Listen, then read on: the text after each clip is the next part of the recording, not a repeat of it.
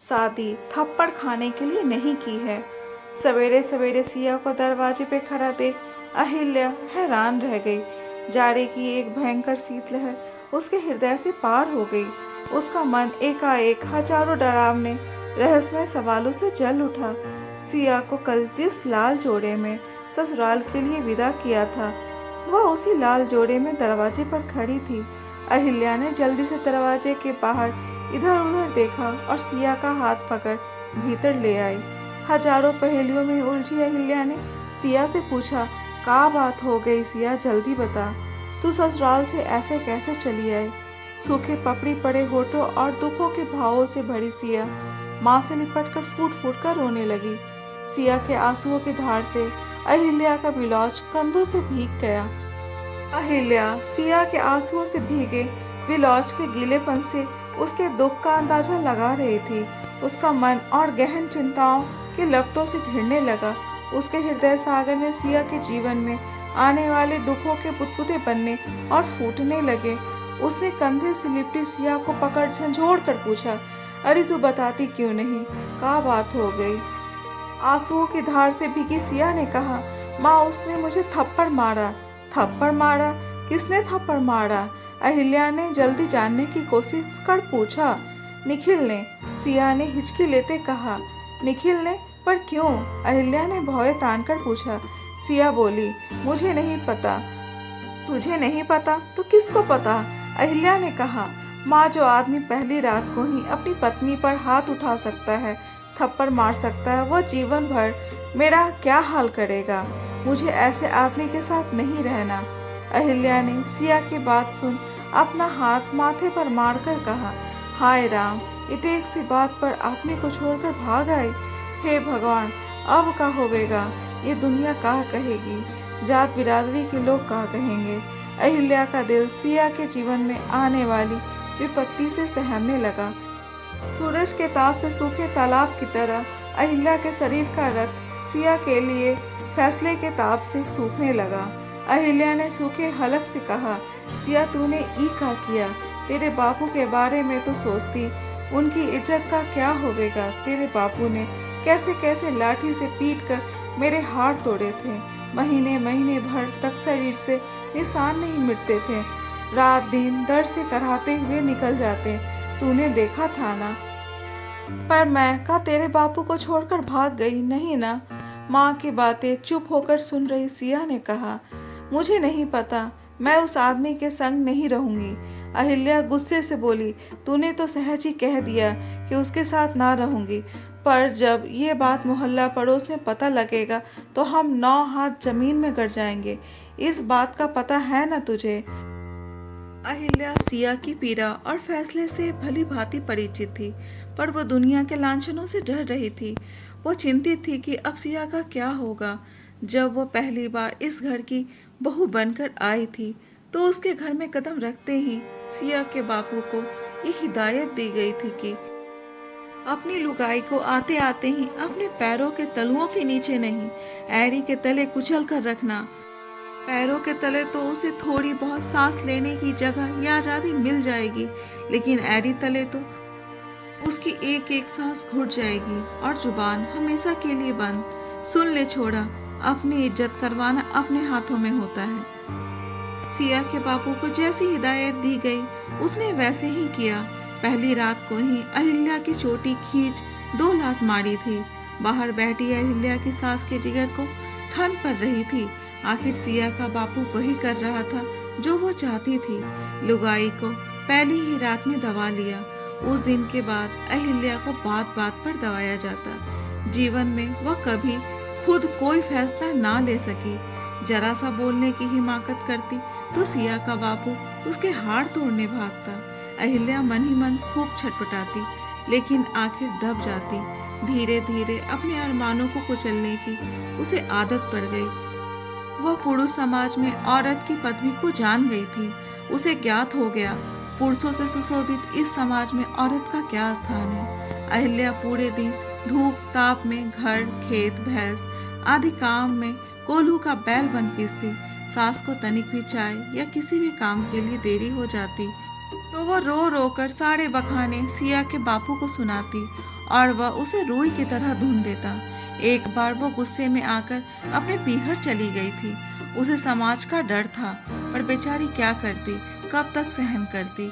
वहाँ उसे परिवार और अड़ोस पड़ोस की औरतों ने समझाया। कहती, चल बावरी, मार पिटाई करने पर ही तू अपने पति को छोड़कर आ गई। अब क्या दूसरा ब्याह दूसरा पति करेगी? वह क्या तुझे सीधा मिलेगा? वह इससे भी बड़ा जानवर मिला तो फिर क्या तीसरा ब्याह करेगी? चाची ने कहा, शादी के बाद एक लड़की पीहर में कब तक निभेगी? यह तो तुम भी जानती हो, इसलिए ससुराल ही चली जाओ, वहीं जाने में तुम्हारी भलाई है। इन सब बातों को सुन अहिल्या खुद ही ससुराल आ गई। जब पाँव भारी हुए तो उससे ज्यादा काम ना होता, दिन भर जी मिचलाता। काम में जरा सी ढील होते ही उसे बताया जाता, वह अकेली या अनोखी नहीं है जो लल्ला जनेगी। पूरी दुनिया की औरतें लल्ला जनती हैं, इसलिए ज्यादा 3-5 करने की जरूरत नहीं है, काम तो करना ही पड़ेगा। अहिल्या को पूरे 9 महीने में भी बैठने नहीं दिया गया। एक दिन कुएं से पानी लाते वक्त अहिल्या को घर के दरवाजे पर चक्कर आ गया और वहीं गिर गई। सिर पर रखी 2 छोटी बड़ी मटकी भड़ाम से फूट गई। एक हाथ में स्टील की छोटी कलसी और रस्सी थी। स्टील की कलसी दूर लुढ़क गई। आवाज सुन अहिल्या की सास बाहर आई और बोली, देखो कितने ढोंग कर रही है, मेरा कितना नुकसान कर दिया, मटकी फोड़ दी। इतना कहकर अंदर चली गई। अहिल्या दरवाजे पर पड़ी रही। शाम को सिया का बाबू आया तो सास ने रोना शुरू कर दिया। देख तेरी लुगाई कैसे ढोंग विद्या रचकर सापन की तरह पड़ी है, कितना नुकसान कर दिया।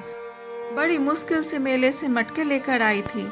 हमने भी 9-9 महीने बच्चे अपनी कोख में पाले हैं, घर से लेकर बाहर का सारा काम भी संभाला, पर ऐसे ढोंग तो हमने ना रचे। बेचारी अहिल्या को चक्कर तो आने ही थे। ऐसे नाजुक समय पर भी सास दूध घी पर ताला लगाकर चाबी अपने ब्लाउज में रख लेती। उसे कई बार तो सूखी रोटियां भी नसीब ना होती। माँ की बातें सुन सिया के बापू ने पड़ी अहिल्या को कसकर 2 लात मारी। वह दर्द से करहा उठी और उसके मुंह से चीख निकल पड़ी। उसकी आंखों के आगे बिजली कौंध गई। वो बेसुध होते हुए भी थोड़ा होश में आई और लड़खड़ाते पैरों और कांपते हाथों से उठकर भीतर आंगन में आ गई। वो बेइंतहा असीम दर्द से करहा रही थी, तड़प रही थी, पर उसे किसी ने पलटकर ना देखा। पूरी रात भर आंगन में तिलमिलाती रही। आखिर सुबह सिया ने जन्म लिया। अहिल्या सिया के फैसले को लेकर सोच रही थी। शायद उसने भी पहली बार में ही कुछ ऐसे कदम उठा लिए होते तो शायद उसे इतनी बदतर जिंदगी जीनी ना पड़ती।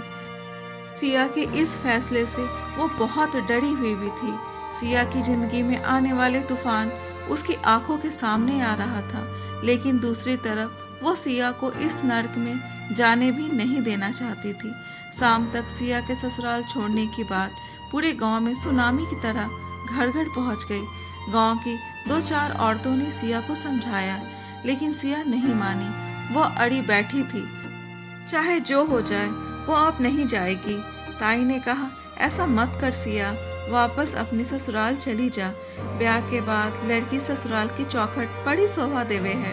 सिया नहीं मानी, पर अपने बापू के आग्रह और दुनियादारी की हजारों बातें सोच सुन ससुराल जाने के लिए राजी हो गई।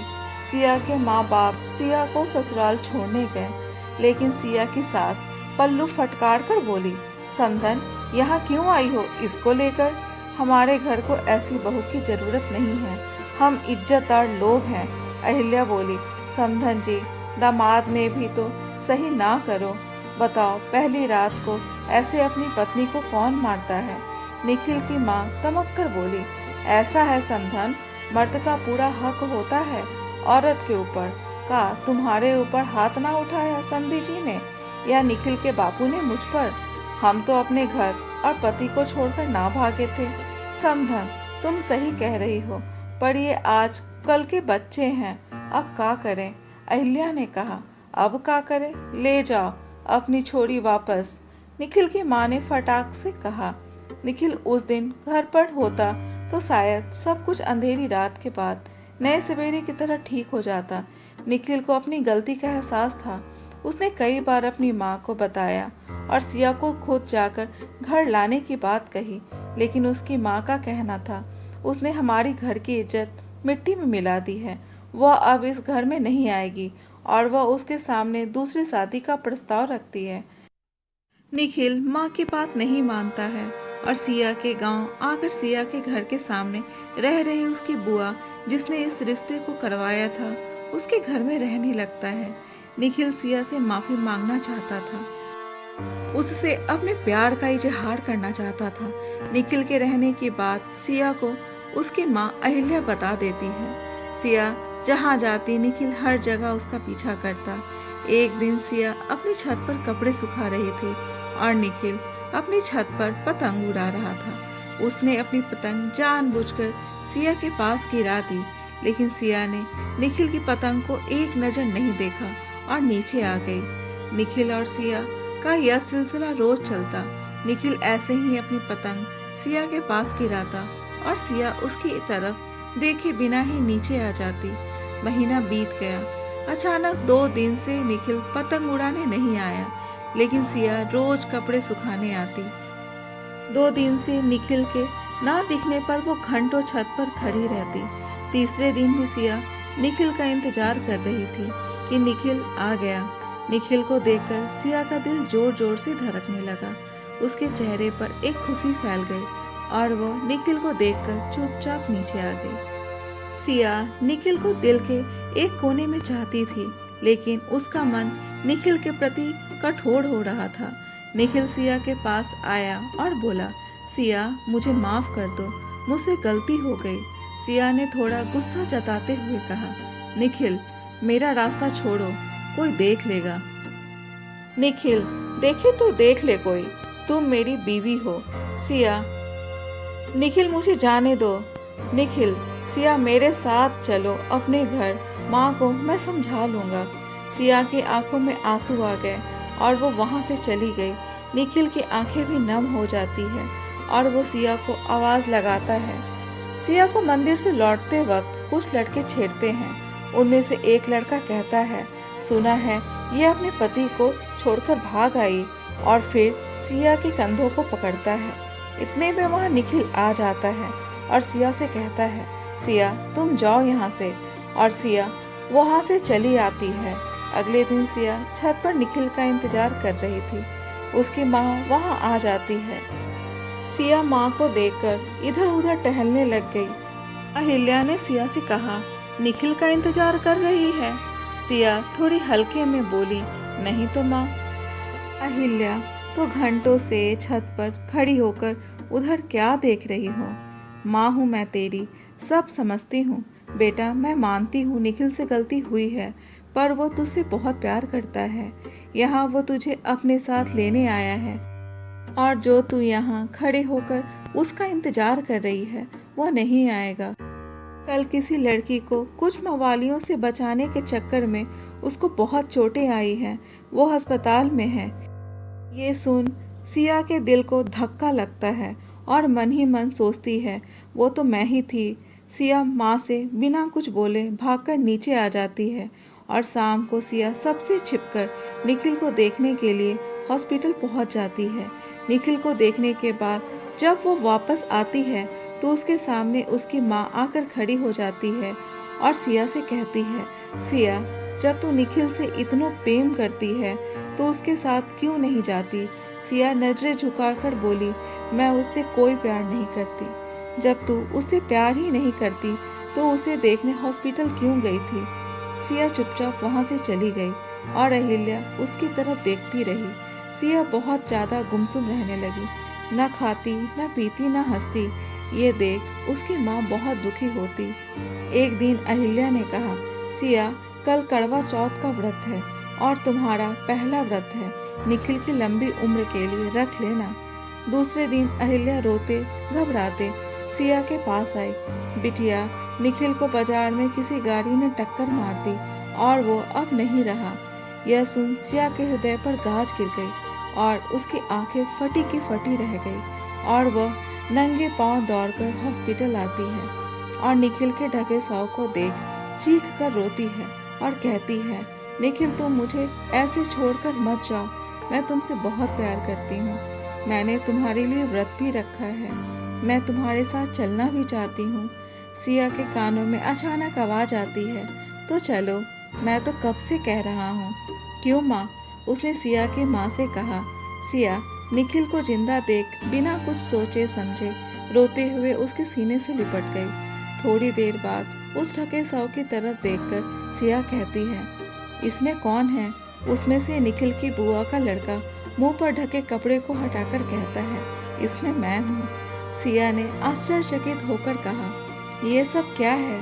निखिल निखिल ने कहा, तुम्हारी माँ ने बताया सिया तुमसे बहुत प्रेम करती है और पता नहीं क्यों कठोर हुई बैठी है। कुछ तो करना पड़ेगा, तो हमने यह सब कुछ कर दिया। निखिल अपने साथ लाया लाल रंग की साड़ी सिया के सिर पर उड़ाकर कहता है, चलो अब लौट चले अपने घर। दोस्तों, ये कहानी कैसी लगी कमेंट बॉक्स में अपने विचार जरूर बताएं, और अगर कहानी अच्छी लगी हो तो कहानी को लाइक, शेयर और चैनल को सब्सक्राइब जरूर करें। कहानी सुनने के लिए धन्यवाद।